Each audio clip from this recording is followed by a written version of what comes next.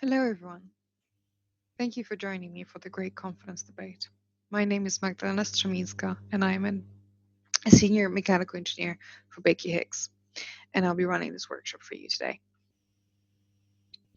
A while ago, I had the opportunity to ask my grandfather, who was an engineer through and through, what would you say to young women if you wanted to convince them to study engineering? He told me, if you want to create a bright future for yourself and your family, become an engineer.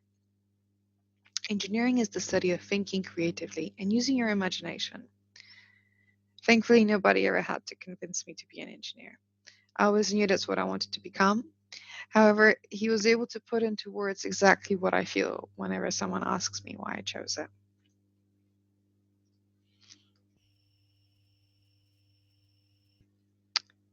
So, why is this happening?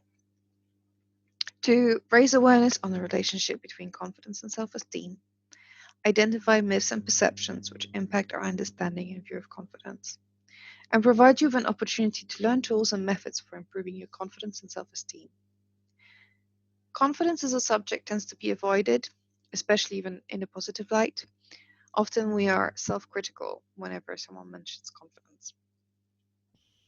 Overall, our perception of this complex concept has undergone rapid changes in recent history, which feels like a right time to start talking about it. So, the first challenge that I normally do for this workshop when I do it face to face is that I ask everyone to introduce themselves and add one thing that they're really good at. And I would like you to think of this thing now and jot it down, and I'll share mine. So my name is Magdalena Straminska. I am a senior mechanical engineer at Baker Hicks, and my thing I'm really good at is that I can remember the location of everything that's in my house. It can be as silly as you want to make it.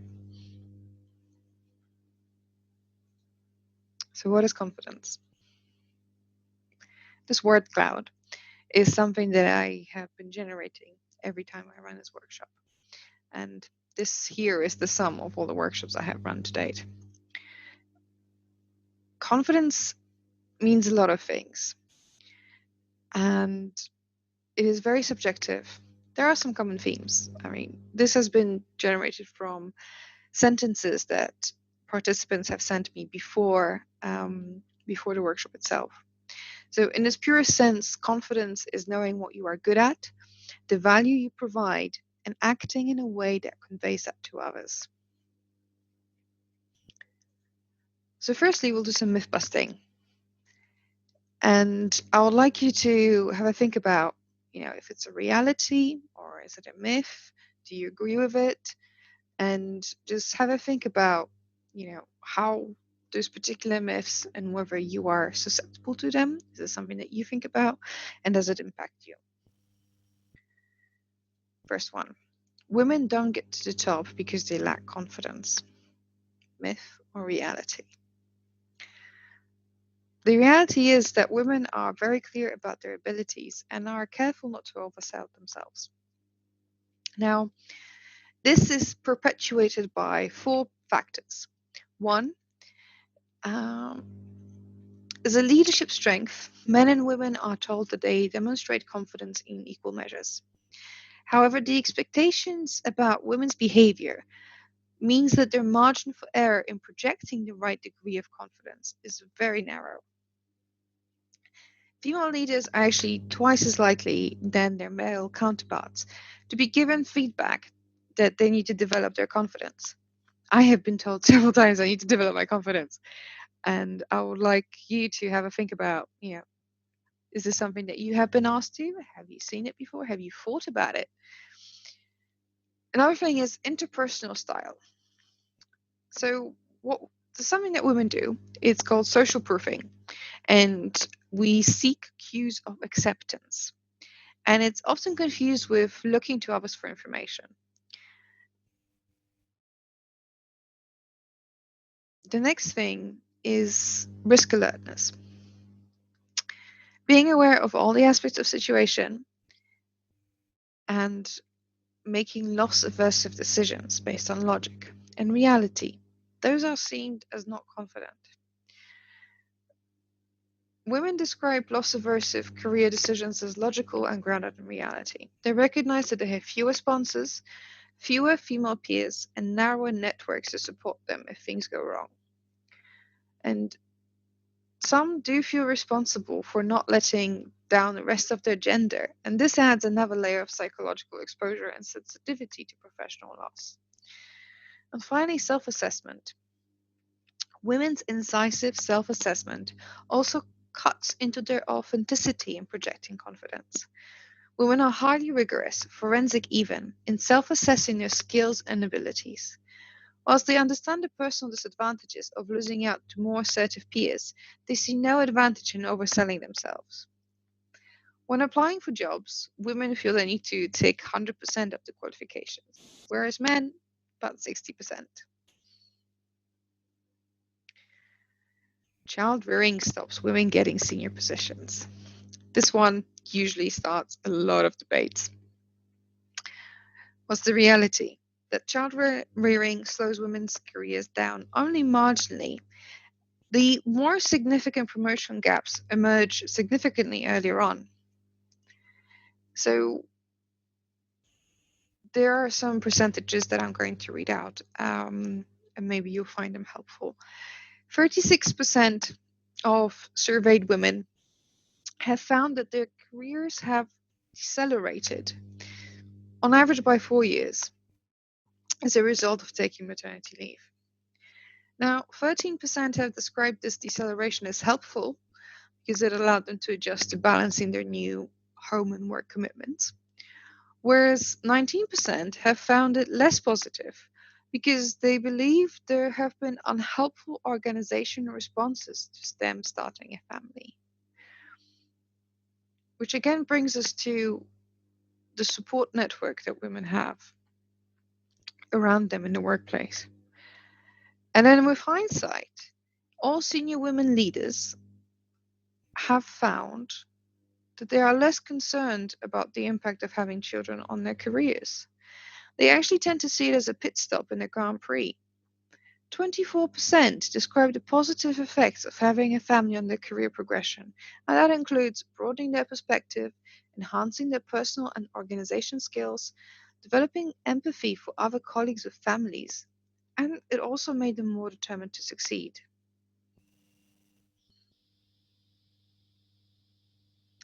Women lack the leadership qualities needed at the top. Again, a tough one. The reality is, the majority of men and women's leadership behavior is the same. The marginal differences between men and women leaders are subtle and complementary. However, men's marginal leadership strengths appear to be disproportionately rewarded by organizations.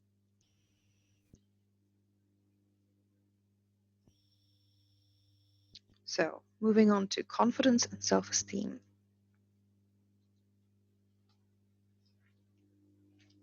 There are effectively two aspects of self confidence: competence, whether or not you possess the needed skills to achieve something, and self assurance, whether or not you believe that you have the ability to achieve it. Self esteem is the capacity to respect and think well of yourself. It means that you appreciate yourself as a unique individual with your own set of skills, talents, and abilities. It can be defined as the capacity to experience maximum love, self love, and joy, whether or not you are successful at any point in your life. Now, I think the other concept that we need to think about is your personal definition of success.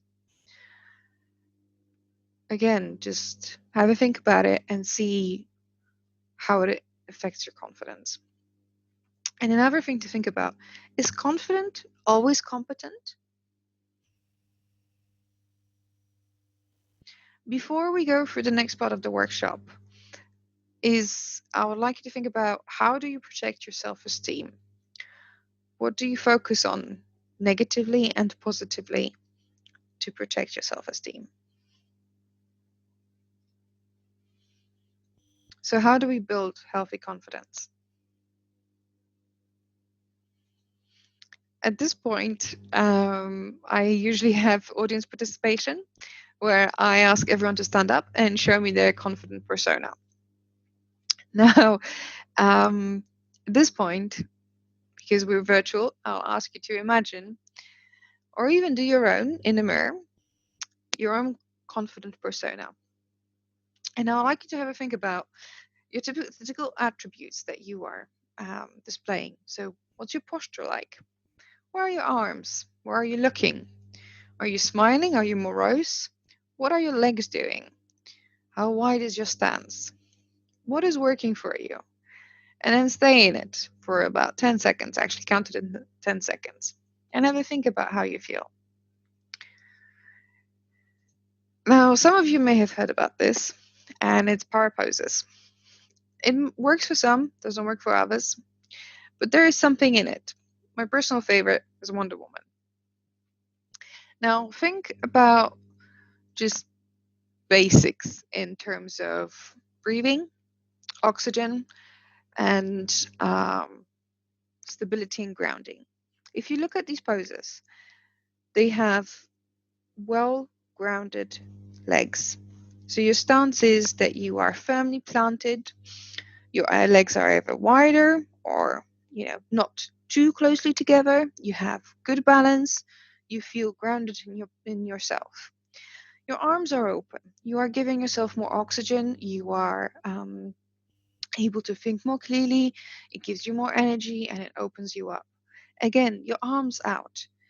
It makes you feel a little bit bigger. Now that's a very primal thing. A lot of animals in well, pretty much all animals make themselves bigger when threatened. It kind of applies to us as well. But you've got flight or fight responses that actually does still apply even though you're in an office. So what is your power pose? Mine is the Wonder Woman. I go to it. What's yours? Try and practice it. So what is a healthy voice? When I talk about a healthy voice, I'm talking about your inner voice, the one that talks to you and you talk back to in your head. So first things first. Mistakes. Don't beat yourself up over mistakes. It happens, we all make them, and it's something to learn from. Look at them as learning opportunities. Learn to recognize the critic. I'm pretty sure each of us has this little voice in the back of our heads which says you can't do it, you aren't good enough. Recognize it and stop it. Talk back to your inner critic. It's something that I personally struggle with. I find myself thinking I'm not good enough, but I try to catch myself as soon as it happens.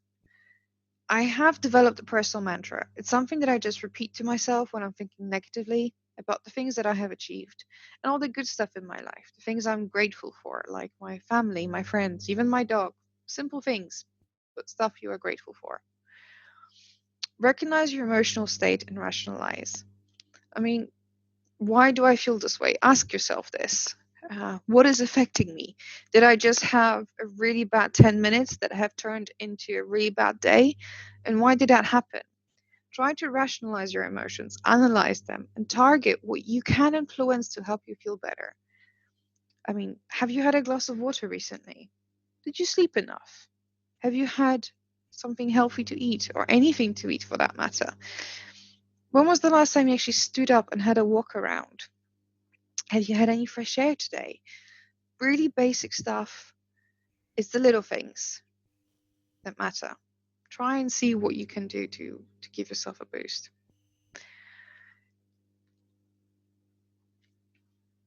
Don't compare to others. I don't think I can stress this enough. It's great to have a model to strive towards, but excessive comparison with your peers just isn't healthy. Think about this. You don't know what the other person is going home to, you don't know how they got to where they are, and most of all, you don't know what's going on in their heads. What if the result of their success is a trauma that they are trying to recover from, or are fighting against, or just basically an illness or anything that's happening in their life that they feel under pressure to try and move past? There are many factors which we don't see.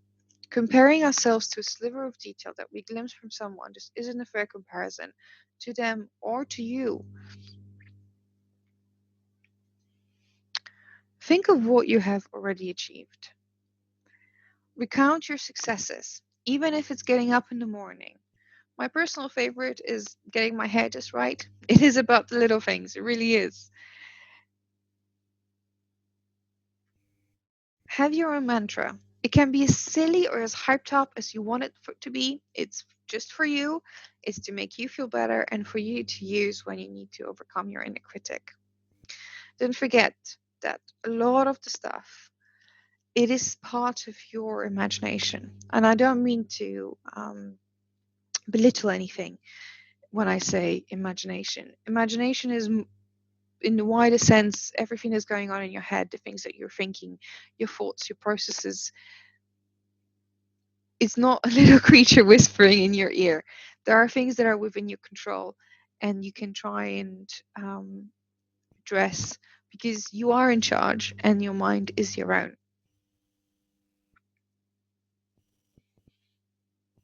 So, what are some small steps to big success? You know that good feeling when you're able to explain something to someone and their face lights up because they get it, and you feel great because you spoke and they understood? Yeah, that. Do more of that explaining. Do something, explain something that you're passionate about. Try and convey your enthusiasm and your passion and energy into explaining what you want to convey. Do I really need to explain why? It feels good when you are understood and explain something and others understand you. Enter a competition you can do well. Now, this isn't cheating. And don't panic. It doesn't necessarily have to be a sport. It could be chess, cards, an online game, or something as simple as blackberry picking. I don't know about you, but I always get a sense of satisfaction when I am able to fill a bucket while still eating every other berry I pick. It's not about beating others, it's about affirming your skills to yourself. Hey, look at me. I can do this. And better yet, check out this trophy, or look at all those berries. Set yourself SMART goals and celebrate when you meet them. To remind you, SMART stands for specific, measurable, attainable, realistic, and timely. This can be different for everyone, but method should include some kind of process or symbol. Personally, I'm a big fan of post-its. Each post-it has an item on it, something I gotta do. And as you can imagine, there is a part of the wall which is all the yellow, sometimes blue, depends on the packet I pick. As I accomplish a goal, I had to peel off the post-it, scrunch it up, and bin it. It's very satisfying to me. I feel a sense of accomplishment because I finished something and I get a reminder because I can see all those scrunched up post-its and a wall that gradually empties. How good does it make you feel to see your goals achieved? Now, it doesn't have to be post-its, it can be a list, and it's okay to cheat a little and put something on the list that's either really simple to do or that you have already done so you can cross it out and get your hype started. Sit at the front. Now, when I mentioned this at a workshop, everyone cringes. Um, it's not that bad. I tried it. It really isn't. You get to make eye contact with the speaker. This makes you feel included in the conversation. You are better informed than your colleagues at the back because you get to see the entire message, not only what they're saying, but how they are saying it. It lets you be in the know. Pursue your passion. Nothing makes us feel better or is better than at building our self-esteem and confidence than accomplishing something that relates to our passion. It is a materialization of what matters to us. Seeing it, experiencing it is an awesome feeling. Try something new. Personally, I recommend sushi making classes. It's messy, fun, and really easy, contrary to popular belief. And you get a boost every time you say, I can make sushi, and everyone is gonna, be like, that's great, teach me. And you can teach others, and again, use that to explain something that you understand well because you know that skill. And another thing is build your skills. Can be part of your work portfolio, or it can be something completely different.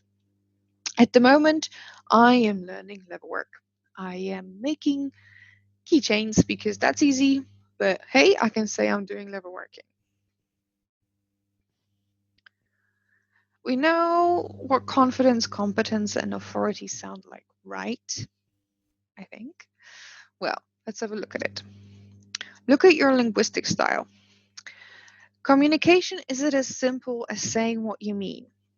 How you say and what you mean is crucial, and it differs from one person to the next because using language is a learned social behavior.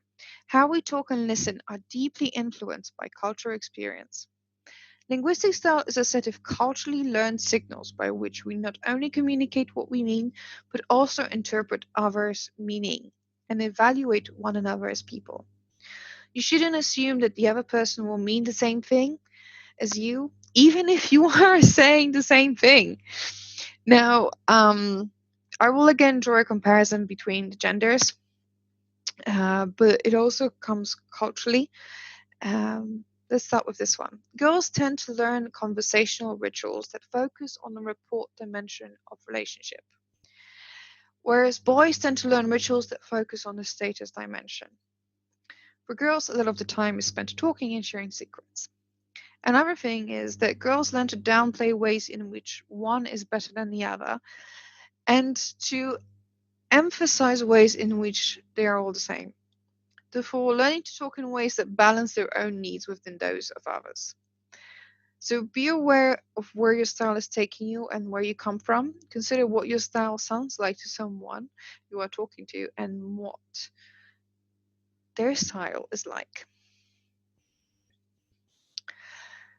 Learn to blow your own horn. Now, how many of you happily admit, I did this, without somehow feeling you are putting others in a one down position? Whatever the motivation, women are less likely than men to have learned to blow their own horn. And they are more likely than men to believe that if they do so, they won't be liked. I mean, how do you react to the assertive woman in the meeting? How often do you say I'm sorry? Girls use saying I'm sorry to establish rapport, which brings us to the linguistic style and how we are raised. And with age, women use it to express concern, and as part of our ritual. However, frequent ritual apologies may end up making you appear weaker, less confident, and literally more shameworthy than other people who don't. Try doing a count, see where you are. Maybe instead of saying, I'm sorry, try, that was my mistake. And then, was it really your mistake? Did you really do something wrong? And is it right to say, I'm sorry? Now, men tend to be sensitive to the power dynamics of interaction, speaking in ways that position themselves as a one up and resisting being put in a one down position by others. Whilst women tend to react more strongly to the rapport dynamic, speaking in ways that save face for others and buffering statements that could be seen as putting others in a one down position. So, this takes us to learning to tackle verbal opposition. Those who are uncomfortable with verbal opposition, women or men, run the risk of seeming insecure about their ideas. At times, we will come across challenges to our ideas. Don't see it as a personal attack. See it as an opportunity to test your ideas and explore alternative approaches. Don't be afraid to be direct. If you are naturally direct, it feels less confrontational and you become more proficient at it. People will respect it.